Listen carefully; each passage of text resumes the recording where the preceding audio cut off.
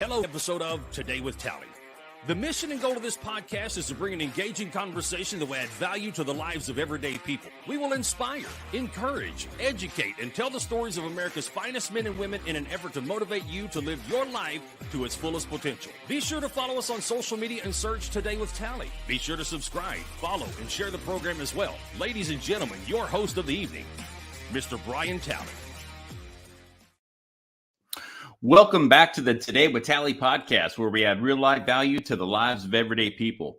We are on YouTube, Spotify, Amazon Music, iHeartRadio, Twitter, Google Podcasts, Facebook, and About Face Radio. Simply search Today with Tally.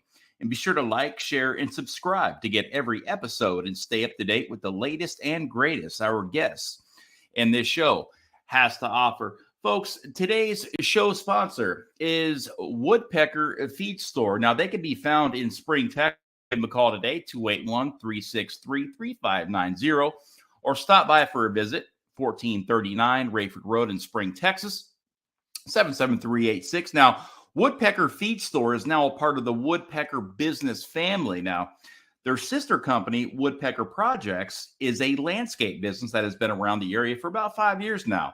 Woodpecker Feed Store was previously known as Woods Feed Store, a family-owned business in Spring, Texas for over 30 years. The new owners, Herman and Natasha, are passionate about small business and advocates for all small businesses. Woodpecker Feed Store sells high-quality cat and dog food at a large variety of agricultural feed. Again, find them at 1439 Rayford Road in Spring, Texas if you are in the Houston surrounding metro area. Or give them a call today, 281-363-3590, or go visit them on Facebook at Woodpecker Feed Store. Now, folks, we have a very interesting guest on today's show. Now, it's not every day you get to sit down with a third-generation farmer. And the farmer that we're going to be sitting down with today is known as Farmer Steve. Now, Farmer Steve has been featured on NBC News, ABC News, Fox News, Yahoo, and CBS.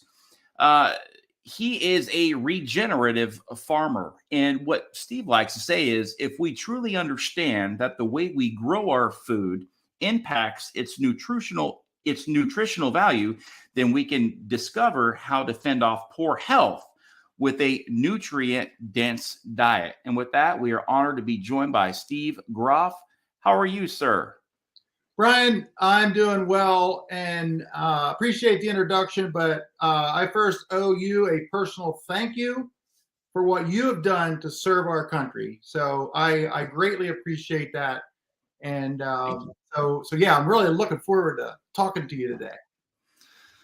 Thank you, sir. That means a lot coming from you, as well. I know the work you're doing in the community and the farming community is it's being seen and heard. It's even got to my desk here. People are like, you got to get Farmer Steve on your show. This guy's doing some big work and really changing the industry, as we look at it, as our food has become less and less nutrient, less dense, if you will, with the nutrients that we're putting into our body and the food that, is obviously making people sick and stuff like that, because, we're getting a lot of food that's filling us up, but we're not getting a lot of nutrients out of it. Right. Yeah. You could say we're, well fed, but malnourished.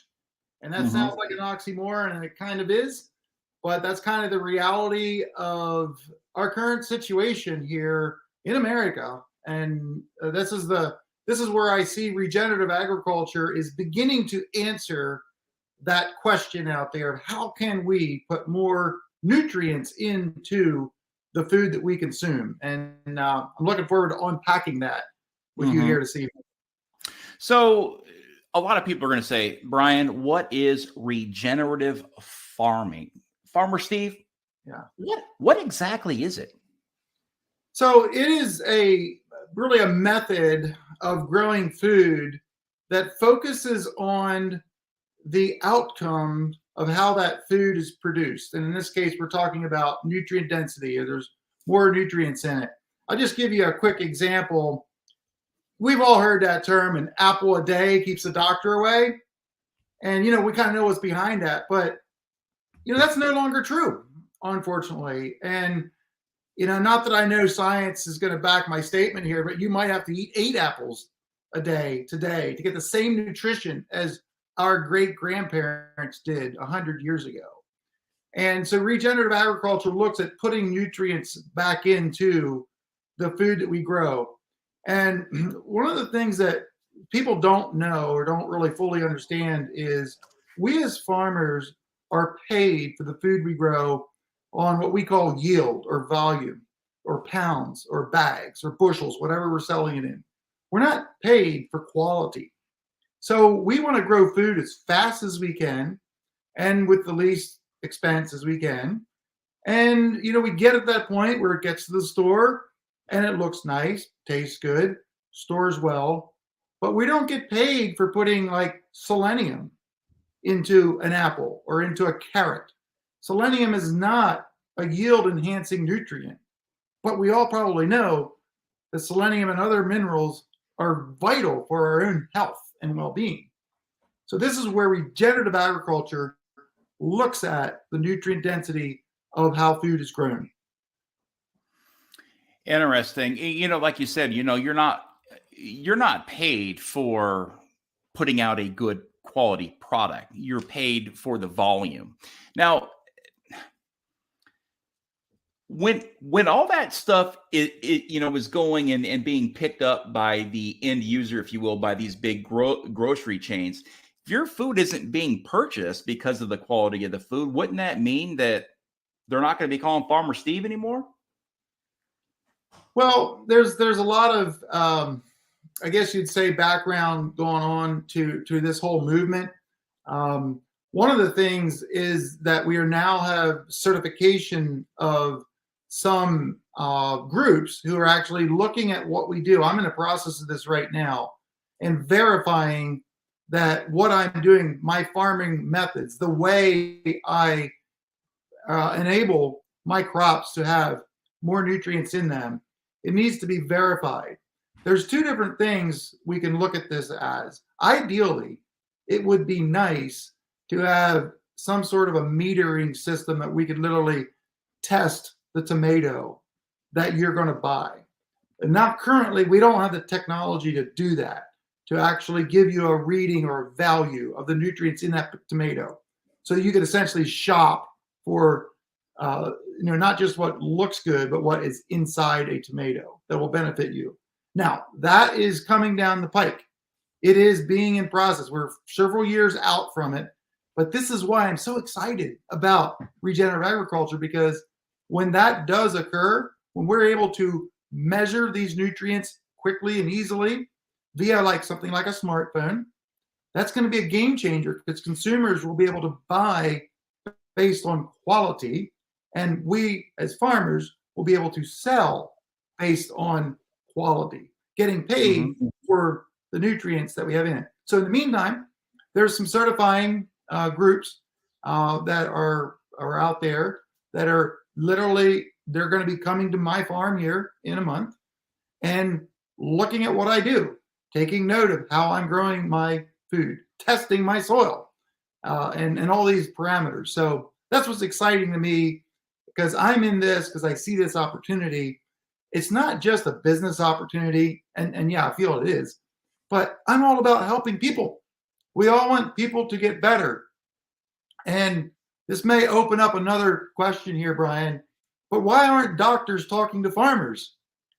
We haven't even thought of those questions, but why not?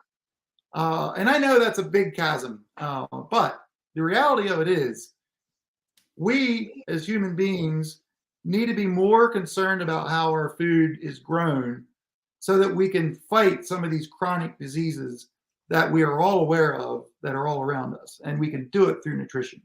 Mm-hmm. Yeah, absolutely. The doctor point there. I mean, we are going through an obesity crisis in this country. People are putting the fruits and vegetables aside, and they're going for the sugary drinks and the sugary snacks and the deep fried everything you can think of, and and that leads to, again, doctors being very busy and big pharma putting out a lot of pills. And so when you start to connect the dots there, you have got to want to be healthy.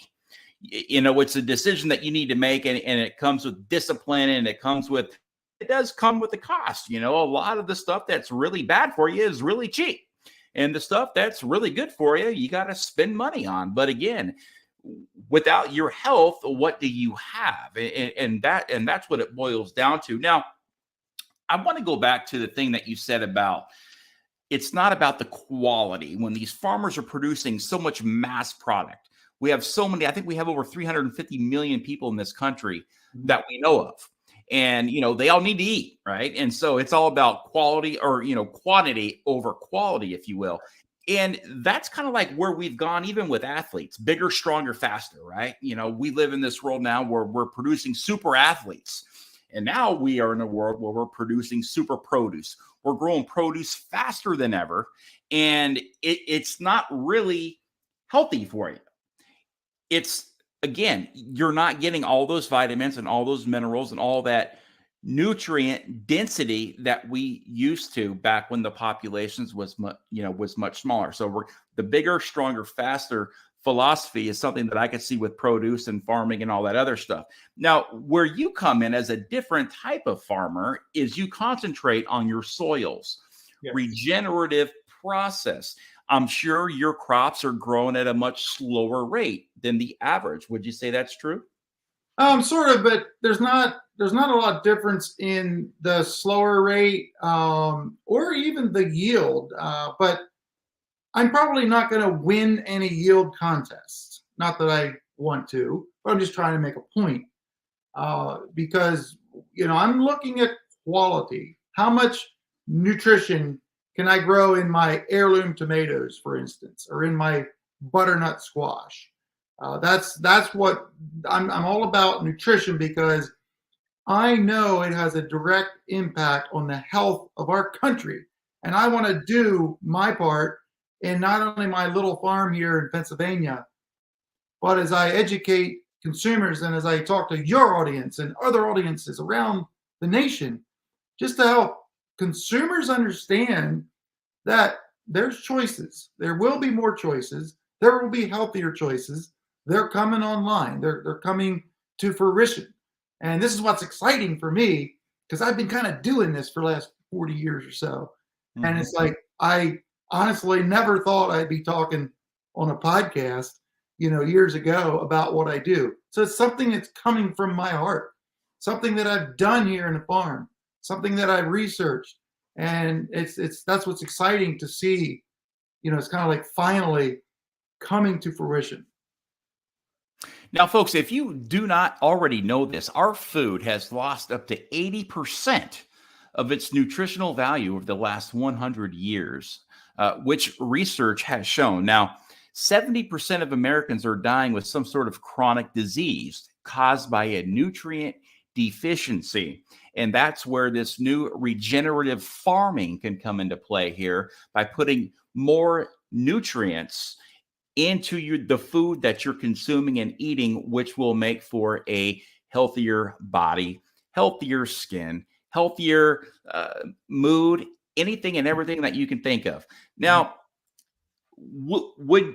have you ever gotten into the supplement type industry as well, with what you grow and putting it into like powder form? Because, you see a lot of these infomercials out there saying, hey, look, we have lost so much nutritional value in our food, but if you take a scoop of this and a scoop of this, you're going to get all your vegetables, you're going to get all your fruit in 1 8-ounce glass. Yeah.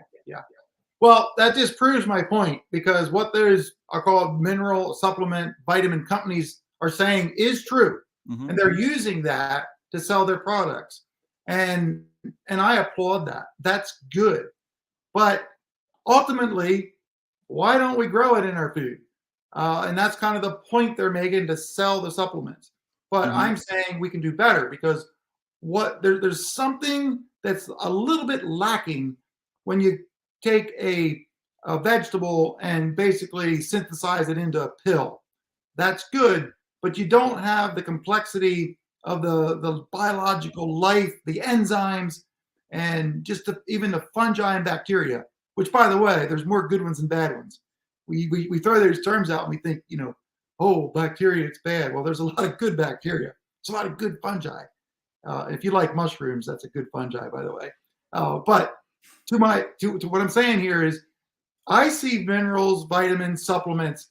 It buys us time, because you could argue one of the what we have right now to help us until we can get better food actually being grown, better food in the grocery stores.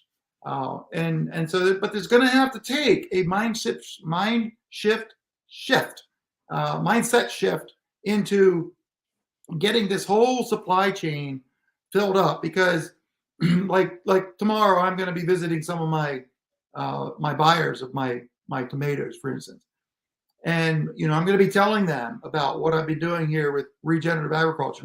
They know about it, they've heard about it, but I'm going to update them. And the first question they are going to ask, as a kind of a grocery store in the situation, well, is it going to cost more? And that's a question that's probably your listeners are thinking right now. Is this food going to cost more? And my answer to that is maybe, maybe not. Don't know yet. The market will have to dictate that. That being said, it's going to be a more value at the very least. That I can assure you. But we as farmers, we got to make a living. I got bills to pay. I'm at the point now where I've sent my kids through college, so I don't have to do that anymore. But we're like everybody else in a sense. We have things to do. We need to make a profit. Mm-hmm. But I see this whole movement continuing to evolve and expand, because once consumers understand and know that there are ways to grow healthier food, they're going to be interested in it, and that's going to be like the rope that pulls it through the supply chain. So that's one reason why I enjoy being on your podcast today, Brian, because it's going to help your listeners to be able to go to their local store or visit their local farmers market or their roadside stand. That's like the best you could do if you have that availability in your area, and ask for more nutritious, healthy food. Now, one thing I want to say that may be in the sidelines here is, not all fresh food is bad or shortchanging you. I don't want people to say, well, I'm not even going to bother eating vegetables because they're no good. No, you get off your Twinkies, get off your diet, Pepsi, Coke. I don't want to offend everybody here, but whatever it is, no, go to eat fresh food, but we can do better. Right. And if you need to use supplements, which was your question here, that's great. That helps buy us time. Mm-hmm. Sure. When I, grew up in Southern California, and I know the farmer belt all the way, from Southern California all the way up through Northern Central California. And that is just so much farmland that people just fail to understand that literally produces the majority of the food in our country. Now, regenerative farming is all in the soil, like you had explained. Now, what is really the soil difference? Like every single time that you harvest, do you change the soil over? Or how does that work? Well, you brought up a good point there. The answer is no, we don't disturb the soil. That's one of the 5 principles that we might get into a little later here of regenerative agriculture. We don't disturb the soil. And, regenerative agriculture really comes down, if you can distill it into one sentence, we're trying to mimic nature. And when you look at nature, that's where the principles of regenerative agriculture really come from. So it's all about the soil, because that's the foundation of everything. So how we keep the soil covered, don't disturb it, diversity within the species that are in that soil. All these things are the foundation of what regenerative agriculture is. Because when you look at a forest or a grassland that hasn't been touched by or managed by humans for 30, 40, 50 years, you will always see something growing in that year round. You will always see it covered. It will never be disturbed. So there's just some fundamental principles of what we're trying to do in the context of growing food. And I might just add here, we don't have it all figured out yet. There's a lot of interesting things. I mean, I'm in several different farmer groups and scientist groups where we're trying to think about how can we better mimic nature and then grow the food that we need to supply for the rest of the nation. So there's a lot of things to continue to discover. And part of the reason we need to unlearn so many things that kind of came to be as standard practices over the last 100 years in agriculture that are kind of turning out to be not so good. Overuse of fertilizers, overuse of tillage, overuse of pesticides. I could argue all those things I just mentioned in themselves. I could find reasons maybe to use them, but they've been way overused. And so this is where we got to get back to nature and kind of get, I say we've been on a little detour. I don't blame my grandpa for the way he farmed his farm I'm living on right now. But boy, I think he would be proud of me if he would be here and he would see the changes. I think he would just shake his head in awe because he didn't know. And I'm not blaming him for the degradation that he caused because he thought he was doing the right thing at the time. But, you know, we now know that we can do better, and we are. How do you, after your harvest and you get everything, when you go to replant, how do you not disturb the soil once you still have all the, the old plants and all that stuff, all the, the root system and the structure and all that? Like, how do you replant, or do you not replant? So we do immediately. I'll use my squash, for example. They here in Pennsylvania, they're finished depending on the planting, let's just say the beginning of October. So as soon as the last squash is harvested, we immediately go in there and we plant what we call a cover crop. In other words, a crop that's not necessarily planted for that I'm going to sell. It's to cover the soil over winter, hence the term cover crop. So that's done immediately with special seeders that we seed, and it without getting into all the explanation of it, it literally cuts down through the existing previous crop residues, like squash. You have squash vines and stuff all be laying there. It'll slice right through that, place these cover crop seeds in the ground, and then they'll just grow right up out of there. And we're through the winter time, kind of goes dormant up here in the further north, and then in the spring it starts to come to life and it grows. And then they have different methods to terminate, or sometimes they die on their own. And then we go with our cash crops and we start the process all over. So that's a quick explanation of what we typically call no-till farming or non-disturbance farming. We literally don't disturb the soil other than to seed a cash crop or a cover crop. So I started this practice in 1982. This will be my 41st year on some of my fields. I've not done any tillage on my farm since 1996. So one of the earliest farms in the United States to be full no-till as a vegetable farmer. So that's that. There were some other farmers that had done it before that do grow corn and soybeans, but the thing that makes me unique is to farm vegetables with no tillage is one of my claims to fame. So I know, we have a bunch of different farming climates and ranges all over the country. You're in Southeast Pennsylvania. Now let's compare that to the farmer belt in California, where, a lot of the times they're growing year round, depending on what the crop is. Now, when they do harvest, whatever it may be, the first thing they do is they get that big tractor out there and they disc everything up. Yes. They cut it, they clean it, and they reseed it. Why exactly do you think that they do that over putting that cover crop down? Do you think that this could be a big timely thing that's affected here, to where they need to get it back in the ground and we need to turn it over very quickly? Well, I'll give you a quick story, Brian. In 1999, I was asked by the University of California at Davis to come out there to help present this idea to the farmers in the San Joaquin Valley. Which is more the north up northern end or central northern California. And I remember calling home, told my wife when I got there, I thought, I don't know what I'm doing here. I felt intimidated, honestly, because I didn't see any cover crops and everything was all tilled up. But there was like 200 people at that meeting.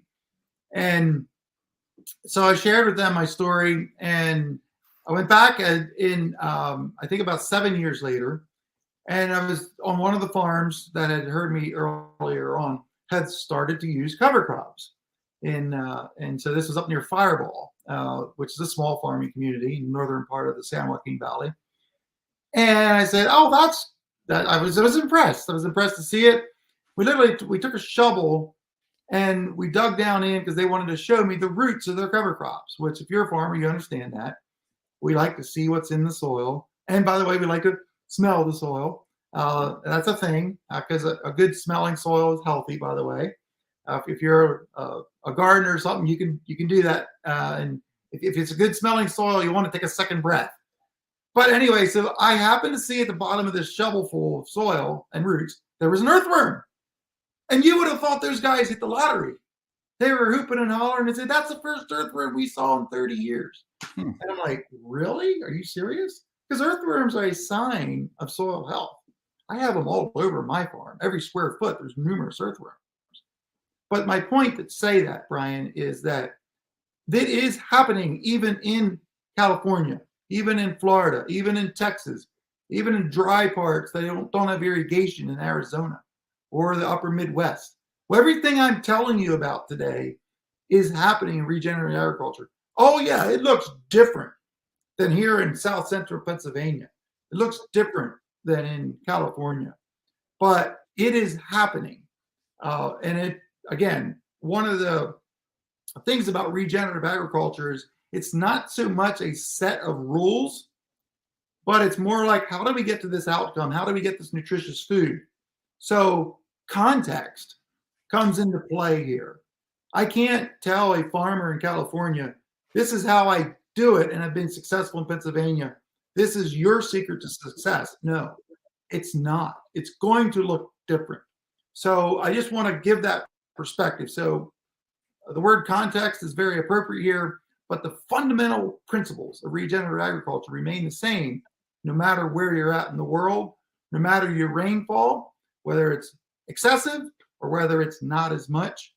And maybe I could get in a little tangent here. Regenerative agriculture eventually, and it takes time, will make your soil more resilient to extremes, either too wet or too dry.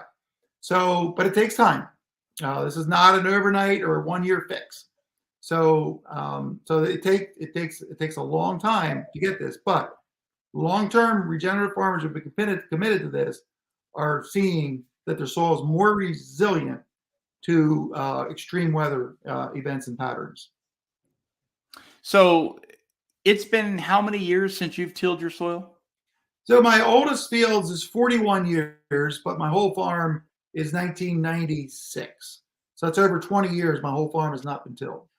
So I have a question here that popped up to me about your soil density. Yeah. Now, in my eyes, I would look at this and say, it hasn't been tilled in 20 years. Yeah. So to me, with all the weather, the snow, the rain, the elements, wouldn't that start to compact that soil down to where you would need to add more soil amendment or to till it up to bring it back to where it was before? I mean, I'm grinning here because I can't wait to answer the question. That's exactly what I thought 40 years ago when I started. I assumed that I will have to till the soil to aerate it, to loosen it up and everything. Okay, the way we describe that is two ways. One is in a woods. If you've ever been in a woods, the soil is nice and fluffy on the top. It's not compacted. Now there's root mass and everything underneath there, but the soil is not compacted. Even in a grassland, the roots and stuff are pretty thick, and it may seem it's very solid to walk upon. But if you take a shovel and dig it up, it comes apart easy. It's not hard and cakey like that. So how that works on agriculture fields is it takes a little time for you not to disturb the earthworm channels. So when the earthworms dig their little holes down up to sometimes 1, 2, 3 feet deep, the tillage that you typically do in conventional agriculture will just ruin those holes. Well, those holes become conduits when it rains for water to infiltrate better, and they provide a path for plant roots to go down. I've literally dug the soil up and have seen plant roots follow an earthworm hole down. So that's one dynamic. The other is when we just leave our plants on top, the roots that decay and die. I was using my squash as an example before. If that squash root, and there's many roots, just is there and it's not disturbed, it decays, it opens up channels for the next crop to begin to use. And so we developed even some of the cover crops planted during the off season, like radishes. I developed one that I called tillage radish because it did the tillage for me. It's like a long white radish with a tuber and a taproot going down up to 7 feet into the soil. So that grows. When it dies, first of all, it'll bring nutrients up to the top, which is good. And then when it dies, it leaves that root channel in place. So the answer to that wandering answer I just gave you is decaying root channels and earthworm holes actually open up the soil for your succeeding crops to grow. And there's other things involved there. I won't get into that. But again, mimicking nature is really what we're talking about. That's very interesting. I mean, from what I just picked up there, you're using your earthworms, if you will, to naturally aerate and chill your soil. Exactly. You got it. I mean, for, just a marine, trying to figure this stuff out, just as, just an average everyday guy, that's truly fascinating right there, to use insects and, and worms and all that stuff to your advantage in growing a plentiful crop, if you will. So, Brian, if I can use a military analogy here, in World War II, they used ammonium, anhydrous ammonia was used to build runways. They could quickly dig up the soil, inject anhydrous ammonia, pack it down, and they could land aircraft on runways. Well, guess what? After the war was over, they had all this anhydrous ammonia, which happens to be also a fertilizer, a nitrogen fertilizer that corn needs to grow. So they started using anhydrous ammonia to fertilize corn, and it's very cheap and it's very effective. But you remember what I just told you the original use for? To build runways. So farmers are actually putting a product out to build runways in their fields. And we wonder what's happened. Why do we have to keep tilling them? So you get in this, cycle of madness, I call it, where they're using the wrong form of nitrogen here. Yes, it was cheap, but this is just kind of what happened. In the context of history, I get it, but in the context of human health, bad idea. And farmers today are still using anhydrous ammonia. Can you believe that? Because it's cheap, but it kills earthworms too, by the way, and other critters in the soil. So that's an example where conventional agriculture, kind of what we're calling here now, has gone wrong. In the context of what we know, regenerative agriculture is the better way. There are better forms of nitrogen to grow our crops that are not only more healthy for the soil, but healthier for the food that's produced out of that. Yeah, and that makes sense. That's where we're losing the nutrient density and the minerals and the vitamins and and all that other stuff. Again, it goes back to that bigger, stronger, faster analogy. Yeah. It's time, it's money. It's cheap. I want to be able to spend as less as I possibly can to get the biggest bang for my buck, because I'm a farmer and we harvest once a year, and sometimes it's good, sometimes it's bad, sometimes it freezes. You're always working up against all these elements. So I know it's not an easy, it's not an easy job to be a farmer, because it always boils down to the elements. It always boils down to, what people are eating and what they're not eating and the different habits. And it truly is fascinating once you start to to really understand where the food is coming from Yeah. and how fast it's grown and what the process is like getting it from farm to plate. It truly is. Mhm. Now, uh, talking about your squash, like you were just a little bit ago, when I was referring to soil amendments and needing to add soil, and you said, "Oh, no. Our earthworms are pretty much our natural aerators." And you Mhm. had talked about leaving that squash behind. Wouldn't that kind of be used as like a recycling type compost? So maybe you're talking about the radishes. I'm not sure where they're grown. I mean, as far as about the squash, we'll harvest the squash itself and sell the squash, but the vines and everything's left there. They will rot down, and those nutrients in the vines will be available for a succeeding crop. Also, the cover crops that we grow, they take up nutrients, and as they decay, they're released. So it becomes a cycle. And this is where regenerative agriculture is very much keen on having everything contained. And when you till the soil, you're stirring up the soil, and the carbon that's in the soil mixes with oxygen. And guess what? That turns into something you've all heard about, CO2. And it goes up in the air and leaves. And so that's not good. We want to keep the carbon, the CO2 in our soil because it's a good thing. Carbon is a good thing for growing plants. And so that's just a quick little analogy of trying to regenerative agriculture being trying to close the cycle a little bit more. Now, obviously, when I sell a tomato, when I sell a squash, there's some nutrients literally leaving my farm. But we're finding now that when we have the right microbes, and I'm digging a little deeper in here our discussion, but when we have the right microbes, the microbes themselves can actually access nutrients that had been maybe locked up for decades in our soil. So that's maybe another tangent, but that's part of why regenerative agriculture is looking into that. And you have been on this journey, as you say, for 40 years to grow food as medicine. And when we began this program, we were talking about why don't doctors collaborate with farmers to find out what's going to be healthy, what's going to be a healthy diet, a whole food diet, if you will, an organic, really based diet to better treat their patients. Mhm. And again, it goes back to hospitals are being absolutely overwhelmed. They are full. There's a shortage of doctors and nurses because there's so many people that are unhealthy in this country. I mean, being the United States of America, I think we're one of the top countries in the world that are suffering from illnesses and death and chronic disease. And spending the most money on healthcare. One of the most, we rank high in that category. It's not a good category to rank high in.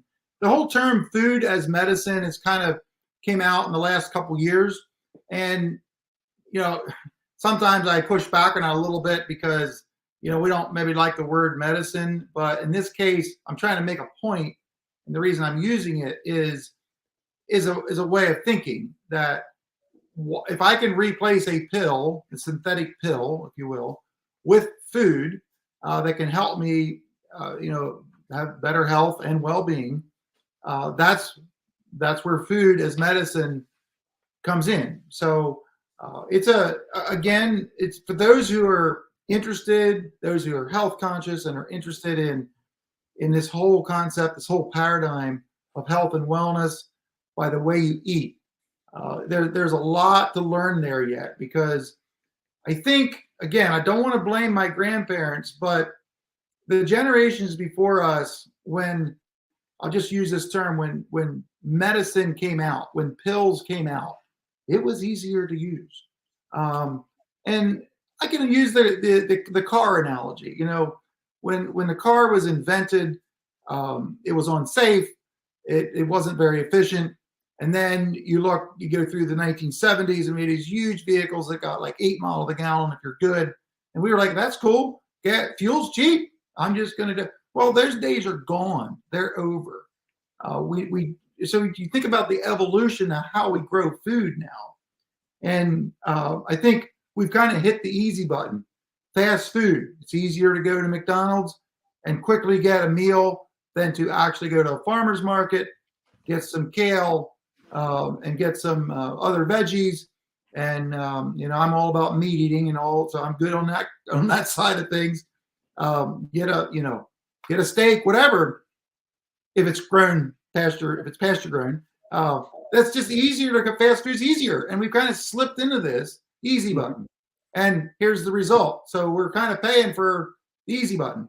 And there's ways to be able to grow healthy food once you learn how to do it. Again, it's a mindset shift. My wife and I, for the past year, have really made a transition. I've actually lost 40 pounds in the last year, just the way the type of food I'm eating. I was a little overweight.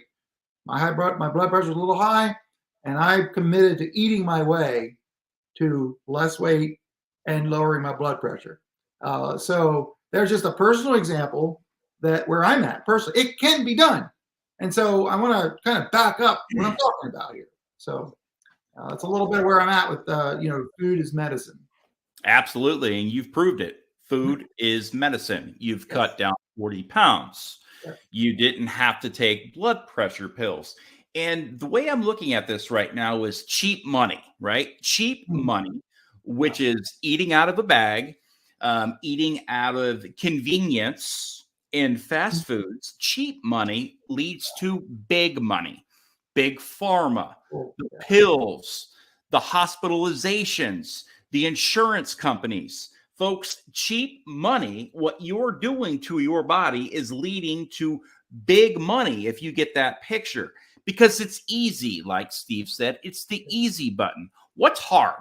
Well, hard could be going out of your way 10 or 15 miles to go to a farmer's market, or going down to your local, growers. That could be even further away and supporting their small business, but getting that nutrient-rich food that will help your well-being, your health. Now, does America really want to see this type of regenerative type farming because of all the money? I mean, all the wealth that is generated from being unhealthy in our country. It's like, and that's sad to say that there are so many people in our country that are putting that money and power, and all that wealth over health. Well, there's a good one, wealth over health. I like that. So you bring up some bigger type scenarios that is a reality. I would be a person who would believe that we have the knowledge now that cancer could be all but eliminated if we wanted to. I think we have a lot of technology of that with the food we eat, number one, and the care we give, how to give it.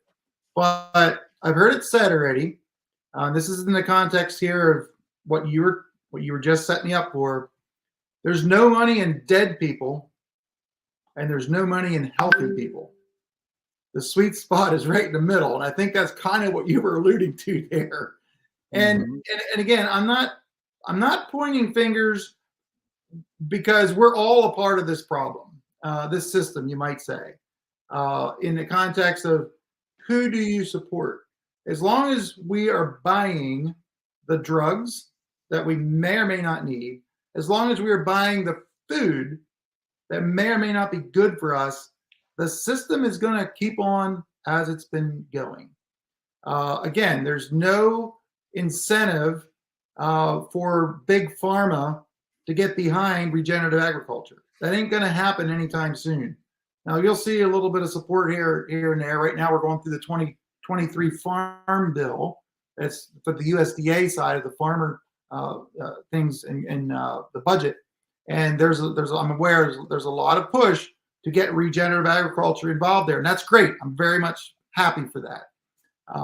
And I will admit that there has been some little tiny efforts for Medicaid, Medicare to actually approve some qualifications for some of that money being used for fresh fruits and vegetables. That's good. That's a little tiny, a good sign there. But again, there's just not a big incentive out there to have a healthy population. And I please, when I say that, you got to understand where I'm coming from here. Is that if we truly wanted to be healthy, there would be so much money available for research to help more farmers grow this that we probably wouldn't even be having this conversation today. And that's my point. And it's not all about money. I'm not a big government guy, but it's about educating the public. And that's again why I'm on your show today, Brian, because I want to help people understand that aren't farmers that there is another way. It's gonna take all 350 million of us to make a difference. That's why I say we can make a difference. You can make a difference because it's where you choose to spend your money is going to make a difference in where we go. And as you see here, that 70% of Americans dying with some sort of chronic disease, that's not a number that I pulled out of thin air. There's numerous studies support that. And I will add numerous studies that support the notion that most chronic diseases can be traced to nutrient deficiencies. So again, I don't throw these numbers out haphazardly, but I think gives us a foundation to go on that we as a general population can make a difference, and it does come down to one person at a time. It's up to we the people to change the habits of the country. If enough people can jump on board with this to say, health over wealth, right? Because you're going to spend the money regardless. You're either going to spend it now or you're going to spend it later when it comes to you being sick. And people say, well, it's too expensive and big pharma is too powerful. And could you imagine how powerful our nation could be if we actually had all those sick people converted into contributors into our society? The national production, we could bring back so many jobs. So, I mean, talk about a self-sustaining country. When you have a quarter of our country that's sick and can't contribute and work, and it's all boiled down to what we're putting into our bodies. Yes. They can contribute more. By contributing, you're paying more taxes. Taxes go everything from infrastructure. I mean, you could boil infrastructure down to what you put into your body, because again, it's all about the contribution that could be forwarded if you are in a healthy body, in a body that has a good mental and physical well-being. And that leads me to my next point here. Now, you are in a partnership right now with Penn State College of Medicine in researching the effects that CBD has on pain management, anxiety, sleeplessness, inflammation, PTSD, and even cancer treatments. Now, a little bit of my background. I am a chronic pain patient, if you will. For years, I was on over 40 pills a day, sometimes 25 to 30. But I mean, I averaged about 40 pills a day for years and years and years. And I wasn't a pill popper. I wasn't hooked on this. It's just what I needed to get through the days as I lived in an anxiety-riddled, depressed state. I suffered a bone-eating staph infection that ate me alive for 4 months from the inside out before they found out what was wrong with me. Couldn't walk. I was just in a chair. And when they finally figured it all out, they said, yeah, it could have been something you ingested when you were overseas, and something grabbed the hold of your spine and it laid in a dormant state. And when it woke up, it began to eat. And when it woke up and began to eat, it ate very aggressively. It was eating my spine and bladder and kidney. And it really did a host of permanent damage to my body that I suffer from today. But I had a CBD grower on from Colorado after I did a podcast, I don't know, 4 months ago on when I made myself vulnerable. And I said, hey guys, look, man, this is just my life. I have to take pills. Now I think I'm up to only 15 a day. You want to know why? Because I'm taking my CBD products. And I can tell you right now that the CBD products that I get sent to me from Colorado, from a friend of mine now, it has worked. It really has worked. Now, it's not the cure all to everything. I still have to like manage my, my pain and my anxiety and my bouts of, depression, but it does work. I have seen a change in my mental and physical well-being. And that's something else that you have gotten into. Yes. Yeah. So I've known about CBD since right before it became legal in 2018. And I was intrigued with it. And so I grew my first in 2019. And today I actually have a CBD business. And if anybody wants to look into it, it's at cedarmeadow.farm. But we were contacted early on from Penn State College of Medicine. I didn't even know it at the time that they were actually doing research on CBD. And so what that led to, they were really intrigued, and this is interesting in the context of the topic of our interview today, Brian. They're really intrigued with the regenerative agricultural principles, the way I was growing the CBD. And what intrigued them was they had tested several different brands from several different sources. And what they got from my fields was unique. It was different. And I felt like I was being interrogated one time when they contacted me over a Zoom call, said, "What are you doing? What variety are you using?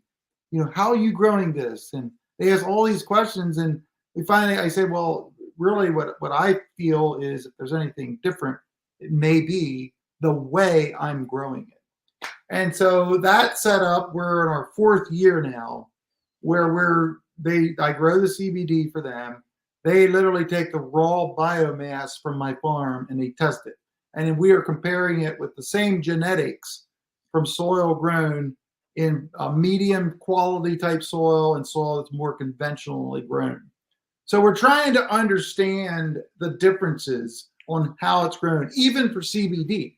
And that's like mirroring what we've seen in our vegetables. See, I've already tested my vegetables, sent them off to a lab, and I know they're performing significantly better than what we know to be the USDA average, which we have good numbers on what that is.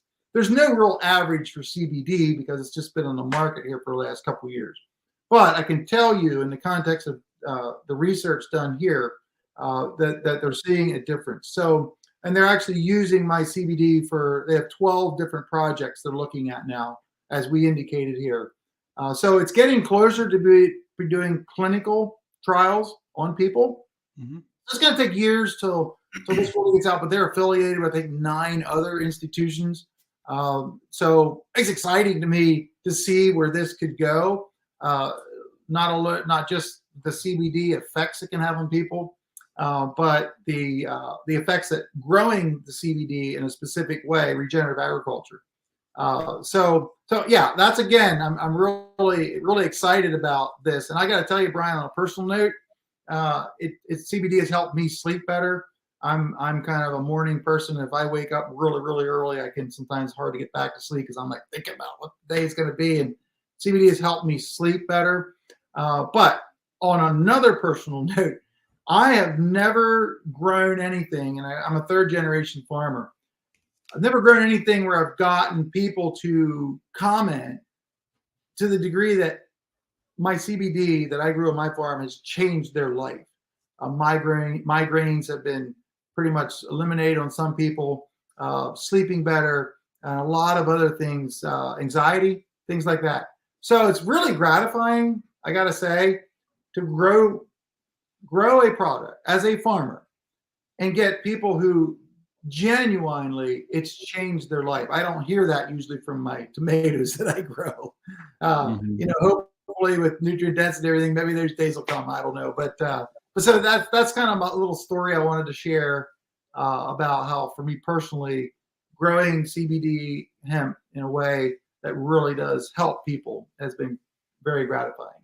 It's like you're coming full circle, as food is medicine. You've got the actual food you can eat, And then we've got your CBD and all your other hemp products over here that will take the place of your prescriptions and your pills and all that other stuff. So you're really a one-stop shop if you think about it. But we only have about a few minutes left here, but I wanted to add something here that I think it's very important for a guy like me to kind of understand to the viewers or the listeners out there today.